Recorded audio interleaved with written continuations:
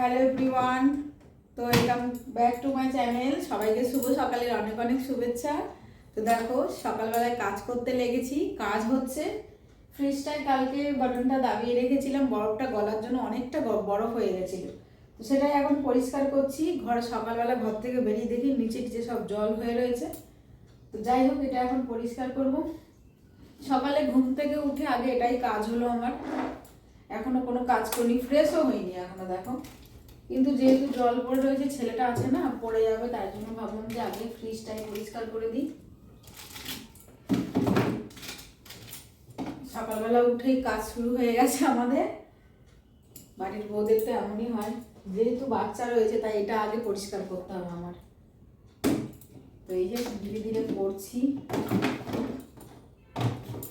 এখন একটু ভাবলাম ঠান্ডা লেগে গেছে, আমার নাকটা জ্বলছে।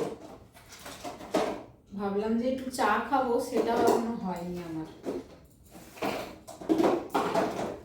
তো যাই হোক, এটা আগে পরিষ্কার করে দিই, তারপরে চা খাওয়া হবে। এখনো পুরো বরফ গলেনি, জানো, এখনো রয়েছে, তোমাদের দেখাই চলো। এই যে দেখো, আমি যে ফ্রিজটা পরিষ্কার করছিলাম, এই দেখো এখনো বরফ রয়েছে আমার। কাল রাতে দাবিয়ে রেখেছি, এখনো ঠিক হয়নি। মানে এই ভেতরটার এইটুকুটা এখন এবার খুঁটে খুঁটে তো তোলাও যাবে না, যখন না উঠে চল বল, যখন উঠবে উঠবে। আমার এই খুঁটে তুটতে ভয় লাগে, এতে উঠে পড়ছে। এখানটায় মোটা হয়ে গেছে, কখন বলবে ভগবান জানে।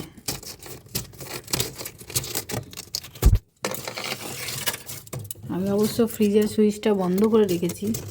তো চলো এটা এখন পরিষ্কার করে নিই, নাহলে ছেলে উঠে পড়লে জলে পা দিয়ে দেবে।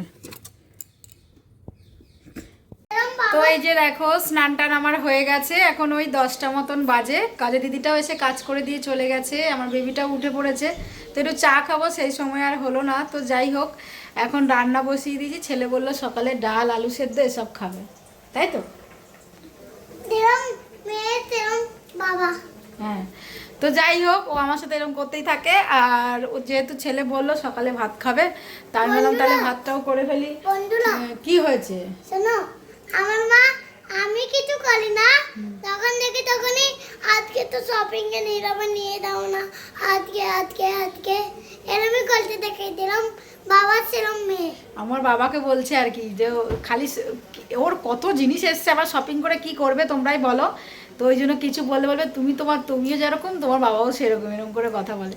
তো যাই হোক, এখন রান্না হচ্ছে। কি রান্না হচ্ছে চলো তোমাদের সঙ্গে শেয়ার করি। রান্নায় যে ভাত বসিয়েছি, ভাতের মধ্যে আলু সেদ্ধ দেওয়া রয়েছে, ভাত হয়েও গেছে, নামিয়ে দেবো।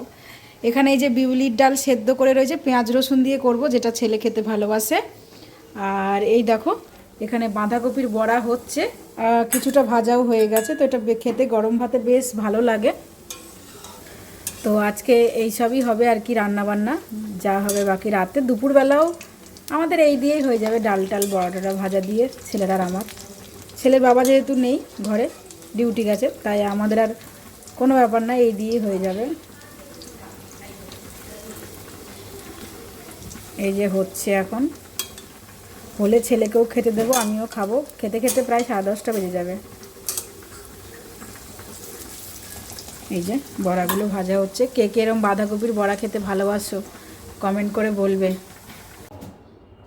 তো বন্ধুরা, ঘুমিয়েছিলাম, ঘুমিয়ে এখন উঠলাম।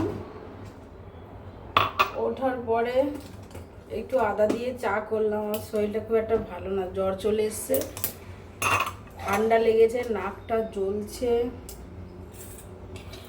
ভাবলাম একটু চা করি, গলাটা ব্যথা করছে, সব একসঙ্গে ধরেছে। এমনি আমার আজকে সকাল থেকে শরীরটা ভালো লাগছিল না।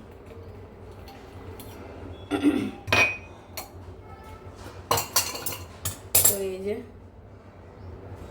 আদা দিয়ে একটা লিকার চা করলাম, আর একটুখানি এই যে বাঁধাকপির দুটো বড়া ছিল, ওটা দিয়ে একটু নুয়ে নিলাম। জানি না রাতে রান্না বান্না করতে পারবো কিনা, ভালোও লাগছে না, নাকে এত হ্যাঁচো দিচ্ছি। তখন এটা খাবো আর কি। তো এই যে দেখো, এত হ্যাঁচো দিচ্ছি, নাকটায় ভালো লাগছে না। শরীরের গলাটা পুরো এখানটা দিয়ে ব্যথা, আমি মুড়িটা আমি চেবাবো গিলবো কী করে আমি সেটাই ভাবছি জানো, এত ব্যথা গলাটা আমার।